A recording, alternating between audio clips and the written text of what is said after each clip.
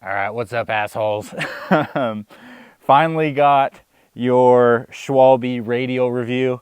Here I've got the AlBerT in the trail casing. I rode these a decent amount. I was hoping to get the enduro casing to include in this review, but didn't quite line up. I'll be riding it soon, but for now I thought it'd be worth to just get this review out since a few of you have been asking for it. I'm gonna separate this into talking about the casing, because I think that's worth kind of talking about on its own, and then I'll also talk about the tread pattern specifically in this AlBerT version I've got here. But I think the most relevant thing to start with is the casing. You know, at this point, mountain biking is a fairly mature sport. I mean, there's still a lot of things going on, but for a tire manufacturer to be making like really bold claims about kind of a revolutionary development in, you know, casing technology. I mean, it's been proven in other places, but that being said, like I was kind of skeptical just because it was like, all right, if it's so great, like why has it taken so long for us to figure out? So I put these on the bike, and from the first ride, how this casing performed on the trail was noticeably different than any other tire I had ridden before. And from the start, I ran higher PSI because that's what I was recommended from other people who had tried them. So I was running, I think, 29 PSI front and rear just to start. And at those pressures, the tire was way more supple than you would expect vertically, but it still retained a pretty decent amount of sidewall support for a trail casing tire. Like I was pulling some high G, bike park style berms, and, you know, the tires were moving under me, but never to the point of like having it be kind of a sketchy moment or an issue. And what I noticed is, I think it's a combination of this tread pattern, but also this casing technology, is they rolled very, very quickly. I'm gonna put a lot of that to the casing. I think it's fairly well known that, you know, lighter casing, more supple tires roll faster. And then when you go to more damped, heavier downhill casings, like they roll a little slower just because it takes more energy to deform the casing of the tire to the terrain of the trail.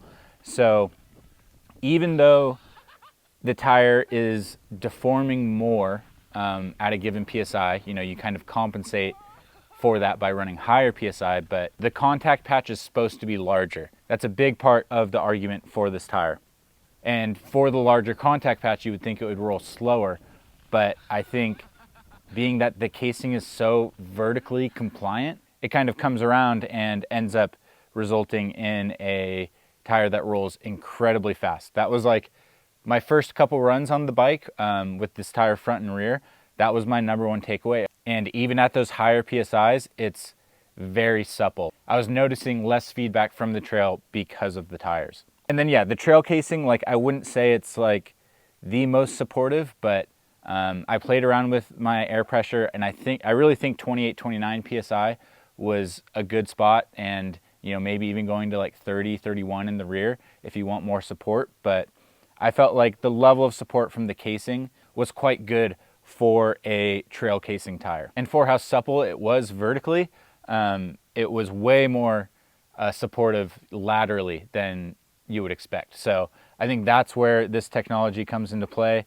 And I think Schwalbe delivered on this in a way bigger way than I expected. I mean, it's, you know, there's a lot of wild marketing claims thrown around in the bike industry, but I think this one holds true and lands with a product that performs really well.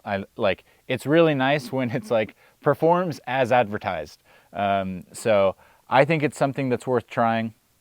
I'm really interested to see how it would feel in the enduro or downhill casing. But moving on to the tread pattern itself, on the surface, it looks like an Assegai-esque tread pattern, and it is kind of the 3-2 lug pattern with a transition knob.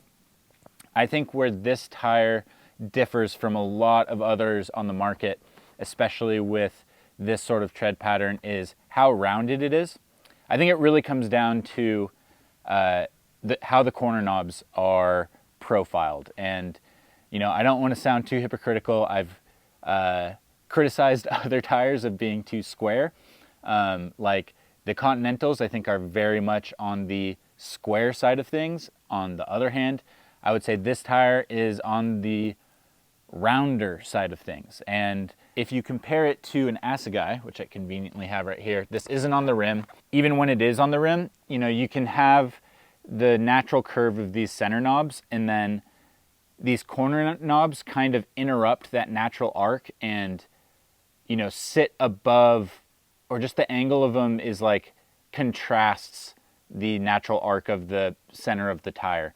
I think the Assegai does a fairly good job of having this transition knob, but still having a channel on the edge of the tire that you can kind of dig into a little bit still. On the AlBerT, these corner knobs are just angled much more. So what that means is this tire felt really good to lean from side to side. On hard pack, I feel like I could get the tire to lean over, and since there was, you know, a lot of tire just meeting the ground at the same time, but there wasn't any sensation of these knobs like penetrating into the ground.